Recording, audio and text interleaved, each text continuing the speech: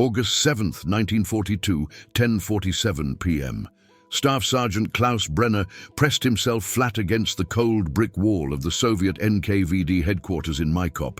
His heart hammered so loudly, he was terrified the guards just 30 feet away could hear it. In his hand, the detonator for 80 pounds of explosives. Explosives he'd spent the last 90 minutes planting inside the building. In 180 seconds, the most important Soviet communications hub in the entire Caucasus would be engulfed in flames. But Klaus Brenner would never hear that explosion, because at that exact moment, an NKVD officer noticed something impossible. The Soviet ID in Brenner's pocket was a perfect forgery. But the boots were German jackboots. The officer opened his mouth to scream. Brenner had 3 seconds to decide: stay and die in the explosion, or flee and run 3.2 miles through enemy territory, where 20,000 Soviet soldiers would be hunting him down.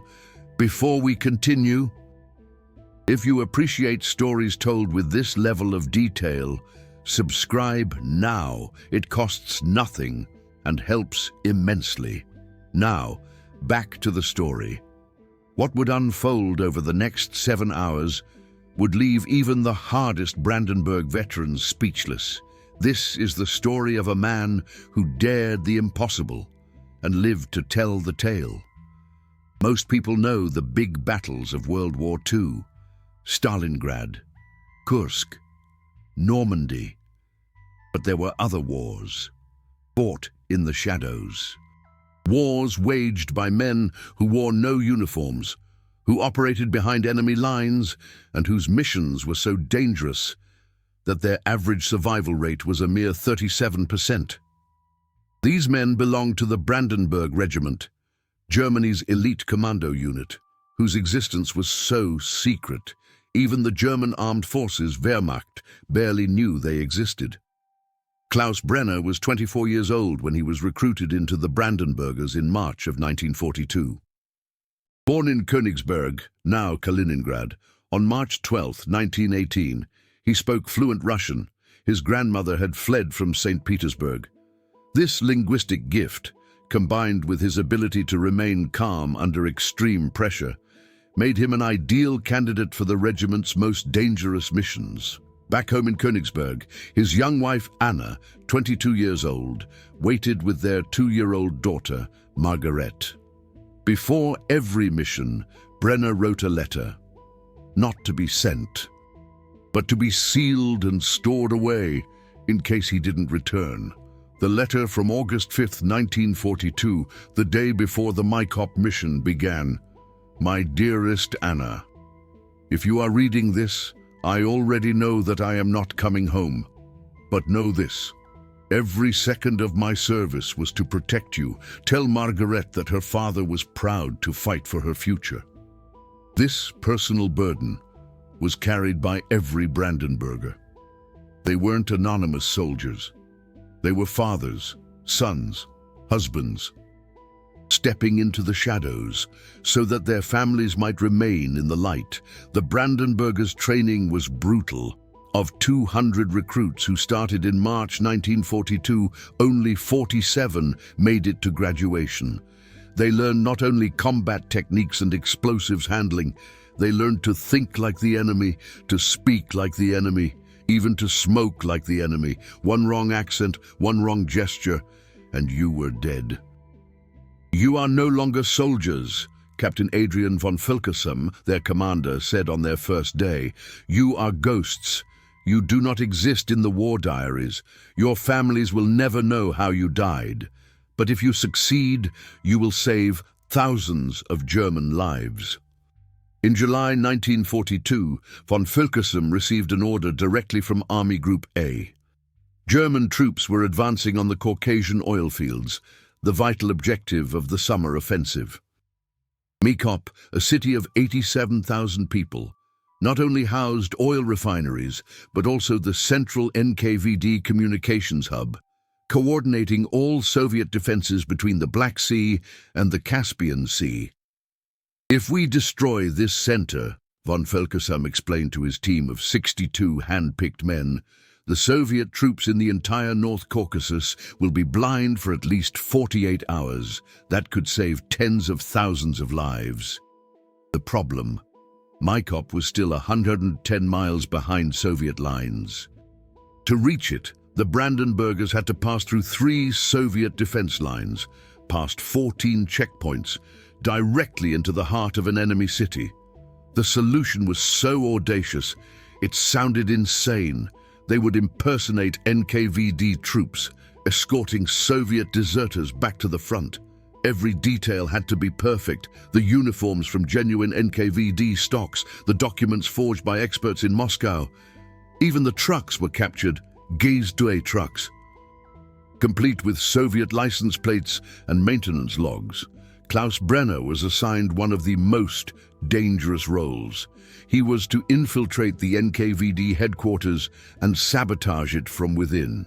His cover: an NKVD lieutenant named Alexei Sokolov, supposedly transferred from Stalingrad to assist with the interrogation of German prisoners. "You go in alone," von Fulkersum told Brenner on the evening of August 6th. "We cannot help you once you walk through that door. If anything goes wrong, you are on your own." Brenner nodded. In his bag, a perfectly forged NKVD ID card, a letter of recommendation from a fictional colonel in Moscow, and 80 pounds of highly explosive hexogen packed in plain ammunition boxes. On the night of August 6th and into the 7th, the Brandenburgers crossed the Soviet lines. Von Fulkersum himself was behind the wheel of the first truck, cursing in perfect Russian like a real NKVD officer. At every checkpoint, the same story: "We're taking these cowardly dogs back to the front, where they belong." The Soviet guards, exhausted and demoralized, waved them through every time. No one wanted to mess with the feared NKVD. On August 7th, at 2:20 p.m., they reached Maikop. The city was crawling with Soviet troops, at least 2 full divisions, an estimated 20,000 men. But the Brandenburgers drove straight down the main street, as if they belonged there. At 4:30 p.m., Brenner presented his papers at the NKVD headquarters. The duty officer studied them suspiciously. Brenner felt his grip tighten around the pistol in his pocket. "Sokolov from Stalingrad?" the officer asked. "I know a Colonel Sokolov in the 62nd Army." Brenner's mind raced. This wasn't in the script. "My uncle," he replied in perfect Muscovite Russian. "He taught me that only the weak show mercy." The officer smiled coldly. "A good lesson. Welcome to Maikop, Lieutenant." Brenner was in. The next 5 hours were the longest of his life. He moved through the building, observing, learning, waiting. The communications center was in the basement, a room filled with telegraphs, radios and maps, coordinating the entire Soviet defense network of the Caucasus. At 9:15 p.m., Brenner began his work. Under the pretense of delivering new ammunition crates for the guard detail, he placed the first explosive charge behind a heating unit in the basement. The second, he concealed in a utility closet in the communications room. The third, the largest, went directly beneath the generator that powered the entire building. Every movement had to look natural. Every step was calculated. One wrong glance, one moment of hesitation, and 20 NKVD officers would have questions. By 10:30 p.m., all 3 charges were placed. The timer was set for 11:15 p.m., precisely when von Fulkersum's main force would sabotage the water plant on the outskirts of the city. The double explosion was designed to create chaos and confusion. Brenner headed for the building's side door. His heart was pounding. 45 minutes to go. Then he could run to the prearranged rendezvous point, 3.2 miles southwest of the city, where von Fulkersum would be waiting with 3 vehicles. But then, something happened that no one could have predicted. At 10:47 p.m., Major Dmitry Volkov, the deputy commander of the NKVD headquarters, stepped out of his office. Volkov wasn't just any officer. He had personally interrogated 3,000 traitors in Stalingrad. He never forgot a face, never a name. "Lieutenant Sokolov," he called out. "A word." Brenner turned. "Yes, Comrade Major?" Volkov's eyes narrowed. "Your papers say you're from Stalingrad?" "From Colonel Sokolov's unit." "Correct, Comrade Major." "Interesting."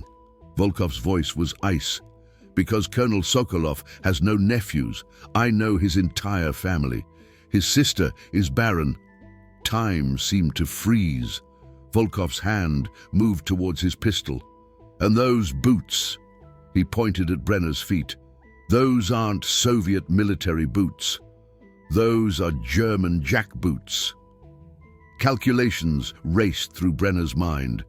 28 minutes until the explosion.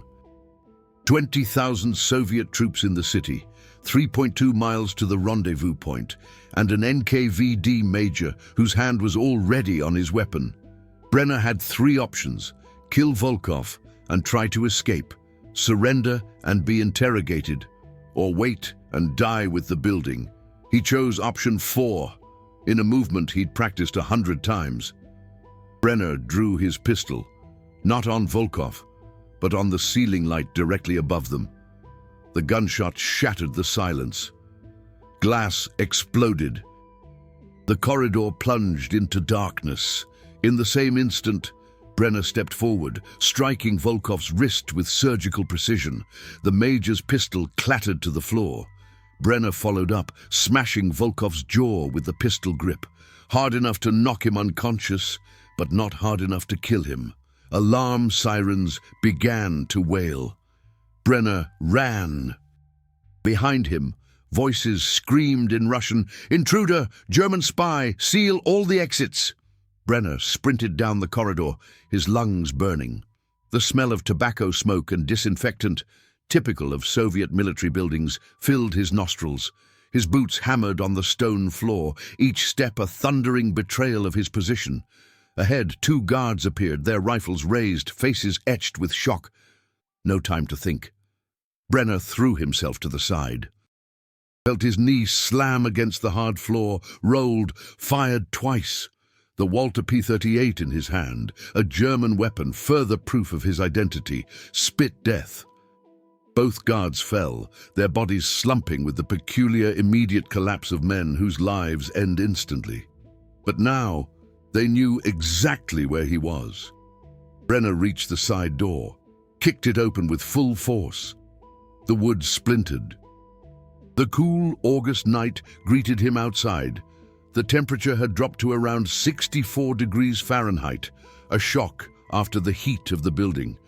The only illumination came from weak streetlights, casting flickering shadows across the cobblestone streets. He ran into the darkness, his training taking over. "Move like water, be invisible. The enemy looks for noise, give him silence." Behind him, NKVD troops poured from the building. Searchlights flared, trucks started their engines. And Brenner had 26 minutes left before the building exploded, taking him with it if he wasn't far enough away. Currently at 500 subscribers, 16,000 hours of watch time. If you'd like to watch regularly, subscribe now. Every subscription counts. Back to the story. The streets of Maikop were a labyrinth. Brenner knew the general direction of the rendezvous point, southwest, through the industrial district, then across open country. But Brandenburg training had one iron rule: plan for chaos, because chaos is guaranteed. At 10:52 p.m., 23 minutes before the explosion, Brenner dashed through a dark alley between 2 factories. His NKVD uniform was now a death sentence. Every Soviet soldier in Maikop was looking for a fake Lieutenant Sokolov. Brenner ripped off the uniform jacket, turned it inside out.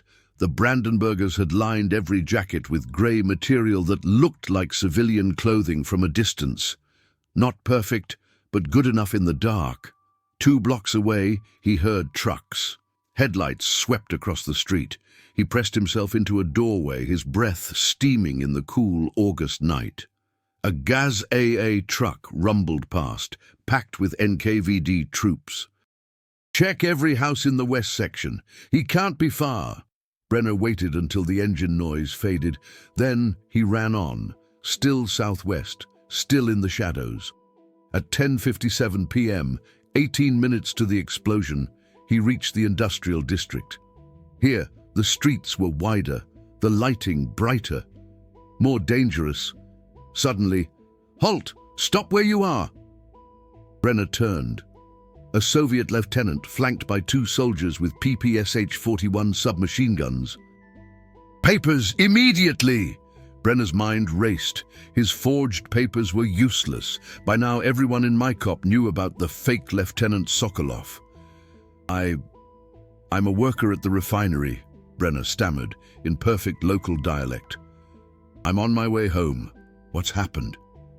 The lieutenant stepped closer, his eyes suspicious. "Worker, why are you out at this hour?" "Late shift, Comrade Lieutenant. We're producing—" "Lie!" The lieutenant drew his pistol. "The refinery has no night shift tonight. You're coming with us." Brenner's hand moved to his own pistol, hidden beneath the upturned collar of his jacket.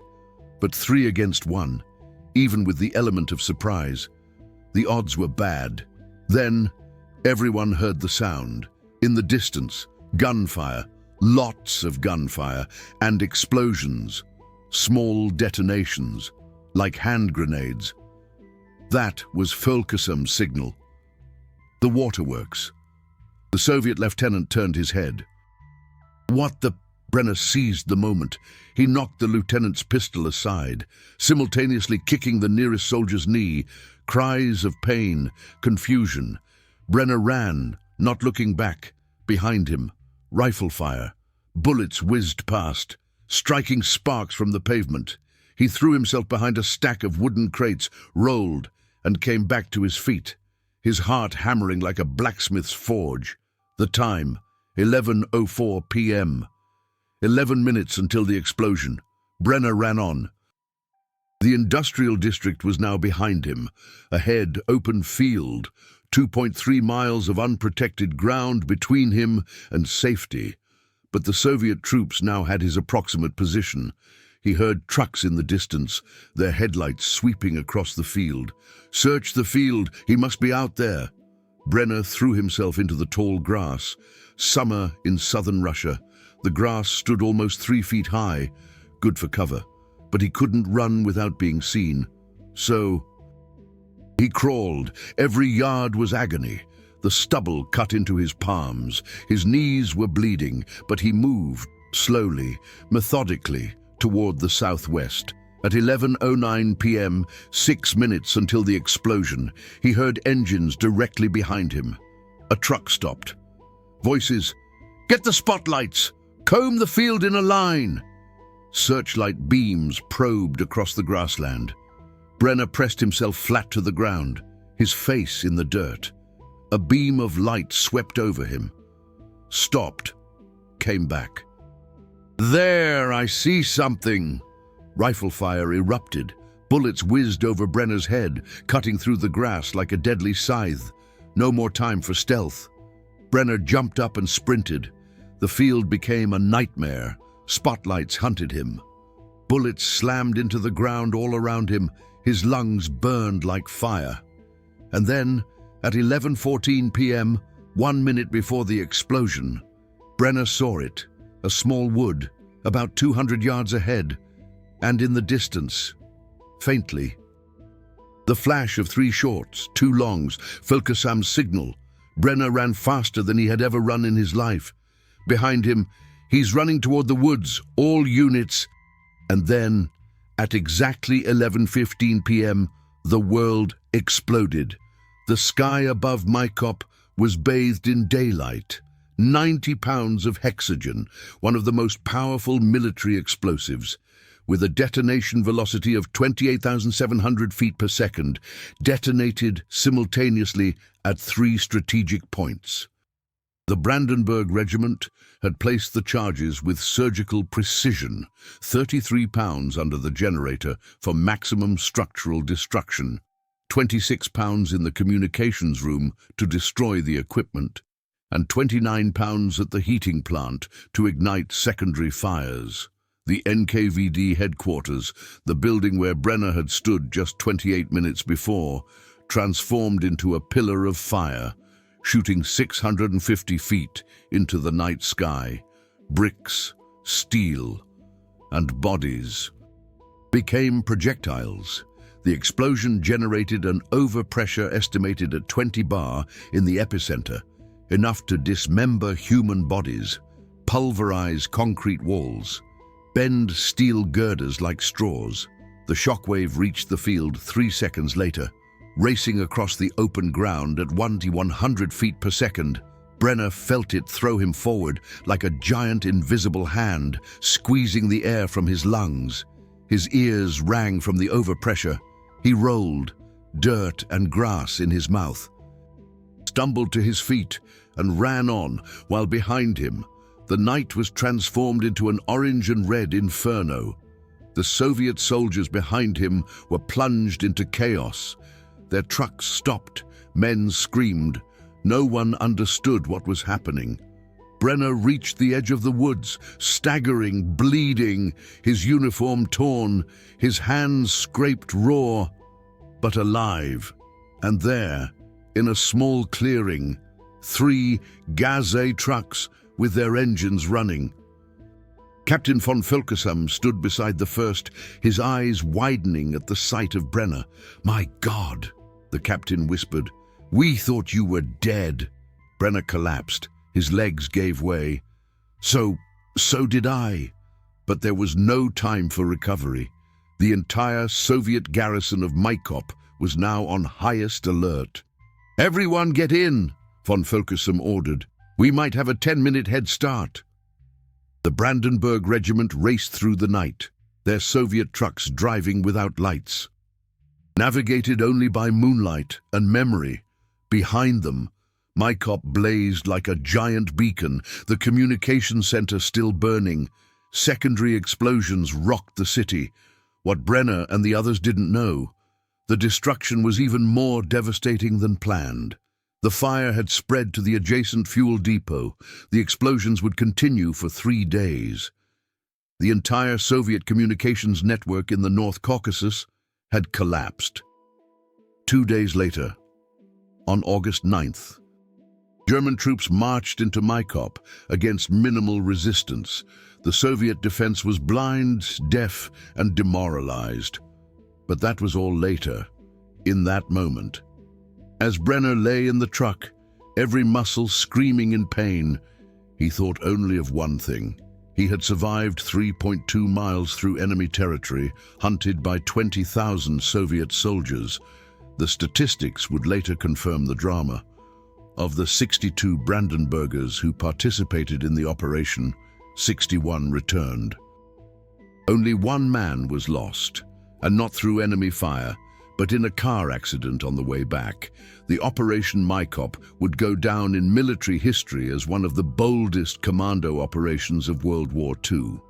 The Brandenburg Regiment had infiltrated a city of 87,000 inhabitants, protected by 2 full Soviet divisions, destroyed the central communications center, and escaped virtually unnoticed. Klaus Brenner's personal contribution remained a secret for decades. It wasn't until 1978, at a veterans' reunion in Munich, that he spoke publicly about that night for the first time. "You never forget the fear," the then 60-year-old Brenner told a historian. "Every second in that building, I knew, one wrong word, one wrong move, and I would never see my family again. And then the escape. I didn't have time to be afraid. The body takes over. The training takes over." The historian inquired, "What went through your mind when Staff Sergeant Volkov discovered you?" Brenner offered a sad smile. "I thought of my training officer, Captain Richter, who always told us in training, when the plan falls apart, embrace the chaos, exploit the confusion.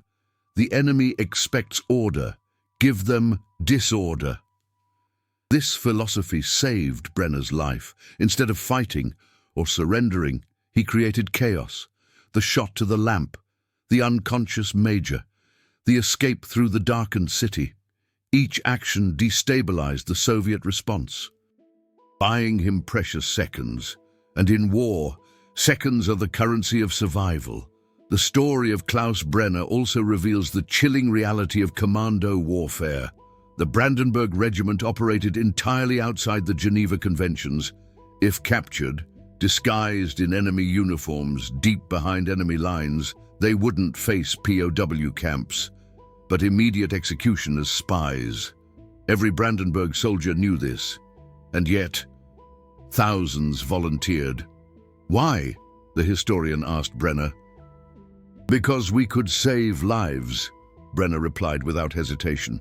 Destroying that communication center meant German forces could take Maikop with minimal losses. Soviet troops, confused and without orders, were more likely to surrender than fight to the death. My 7 hours of terror may have saved thousands of lives on both sides. This moral complexity defines the Brandenburg Regiment's story. They weren't ordinary soldiers. They were shadow warriors, operating in the gray zone between heroism and treachery. Soviet documents, declassified only after the fall of the USSR in 1991, confirmed the devastating impact of the operation. An NKVD report from August 10, 1942, states, "The loss of the Maikop communication center has catastrophically impaired our ability to coordinate defensive operations. At least 17 units received no orders for over 48 hours.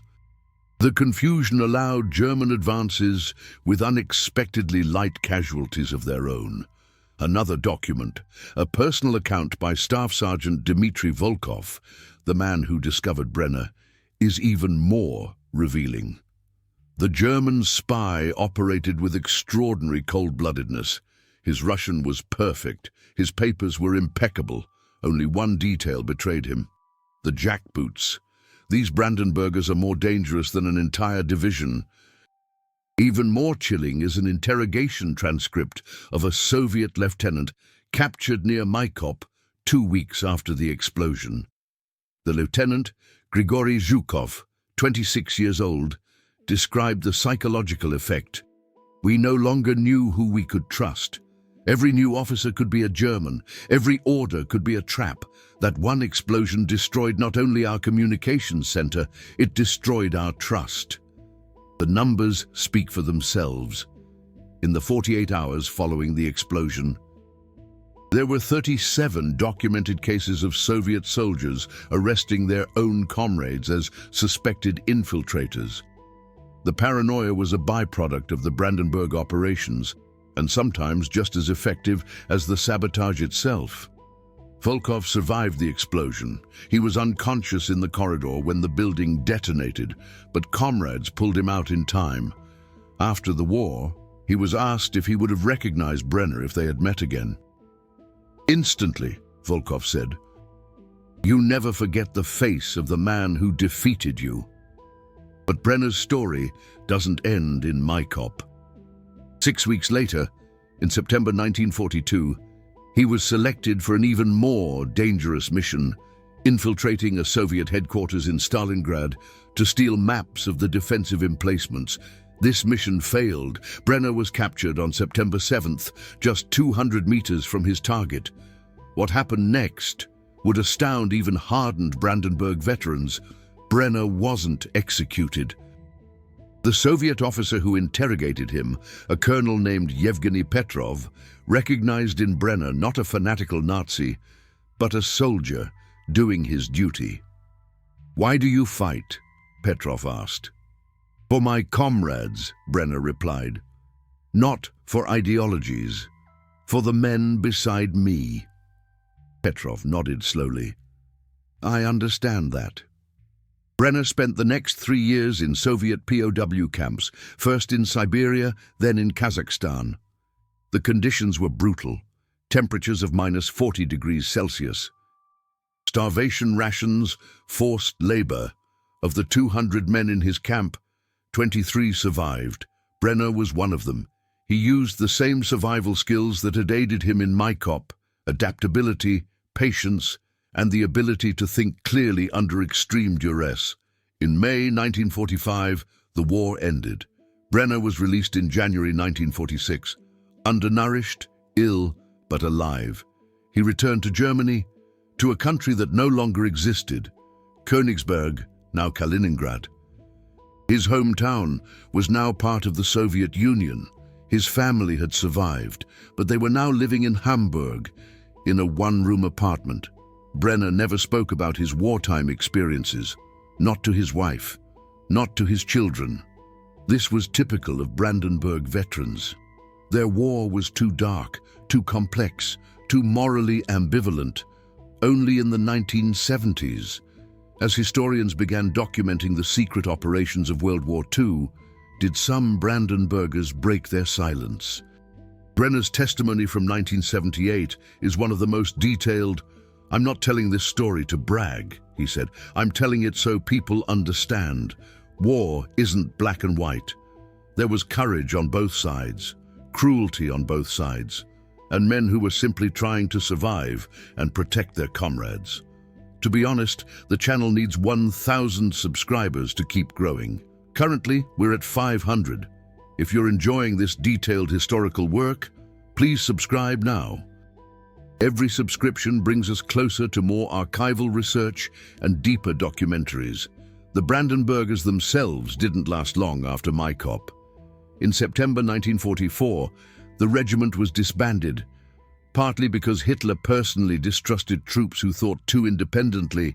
The soldiers were transferred to regular infantry units.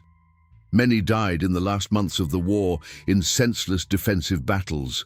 Men trained for surgical commando operations. Squandered as ordinary infantry. Of the 62 men who participated in Operation Maikop, only 11 survived the war. Klaus Brenner was one of them. He died in 2003 at the age of 85 in Hamburg at his funeral. 3 other Brandenburg Regiment veterans were present, the last survivors of his unit. His son, who only learned the full story after Brenner's death, said, "My father never spoke of heroism. He spoke of duty, of camaraderie, of the hope that his actions meant something." Historians still debate the legacy of the Brandenburgers. Were they brilliant soldiers or ruthless masters of deception, rescuers of lives, or war criminals who violated the laws of war? The truth, as so often happens, lies somewhere in between. What is undisputed is that men like Klaus Brenner operated under extreme pressure in situations that most people would not survive. They were not infallible, not perfect, but in moments of absolute crisis, they showed extraordinary courage. The 7 hours that Brenner lived through in Maikop, from 4:30 p.m. on August 7th to 11:30 p.m., when he was in the Brandenburgers' Gaz AA truck, compressed an entire life of decisions, anxieties, and the fight for survival. Every second, a choice between life and death. Every movement, calculated or deadly. Every breath, potentially the last. And through it all, the mission. The 62 other men who were counting on him. The German Armed Forces offensive, which depended on the sabotage. That's the reality of commando warfare. You don't fight for abstract ideals. You fight for the mission, for the men next to you, for the chance to come home. Klaus Brenner did return home, against all odds, through skill, luck, and what the Brandenburgers called ghost instinct, the ability to disappear when everything collapses. This story isn't just about a man who fled 3.2 miles through enemy territory. It's about the human capacity to survive in absolute darkness. It's about men who don't have names in history books, but who decided wars. It's about the truth. That history isn't made by generals, but by staff sergeants in dark streets, making impossible decisions in split seconds. Klaus Brenner was one of those men. His story deserves to be told. These aren't just statistics from dusty archives. These are the moments that decided the fate of millions. Real soldiers, real fear, real consequences. These stories must never be forgotten. If these historical truths are important to you, then support me with YouTube's Super Thanks, the golden heart below. Every Super Thanks allows me to spend weeks in archives, digitizing rare documents and interviewing the last eyewitnesses before their voices are silenced forever.